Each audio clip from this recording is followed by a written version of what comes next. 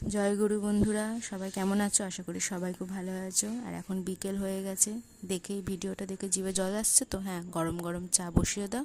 আর গরম গরম চায়ের সাথে ঝালমুড়ি না হলে জমে? তো চলো ঝালমুড়ি বানিয়ে নিই। প্রথমে শসা, গাজর আর পেঁয়াজটাকে কেটে ফেলো। কাটা হয়ে গেছে। এবার কি স্কিনের ওপর দেওয়া যে আইটেমগুলো রয়েছে সেগুলো দিয়ে শুকনো কড়াইয়ে ভালো করে একটু ভেজে নাও। ভেজে নিয়ে ঠান্ডা করে মিক্সিতে দিয়ে মশলা করে নাও। এটা কিন্তু ম্যাজিক মশলা, এটা ছাড়া কিন্তু মুড়ির স্বাদটা একদমই ভালো লাগবে না, মানে এটা দিলে মুড়ির স্বাদটা দ্বিগুণ হয়ে যাবে। এরপর একটা বাটিতে মুড়ি ঢেলে ফেলো। মুড়ি ঢালা হয়ে গেছে। এবার কি লঙ্কা তেল, চানাচুর, শসা, পেঁয়াজ, গাজর কুচি সব দিয়ে দাও। যদি ছোলা মটর ভেজানো থাকে তাহলে খুব ভালো, সেটাও দিয়ে দেবে। আর কি তারপরে অসাধারণ সেই আমাদের ম্যাজিক মশলাটা দিয়ে দাও। ম্যাজিক মশলা দেওয়া হয়ে গেছে, ভালো করে মাখিয়ে নাও। আর কি গরম গরম চা তো রেডি। গরম গরম চা আর মুড়ি মাখা।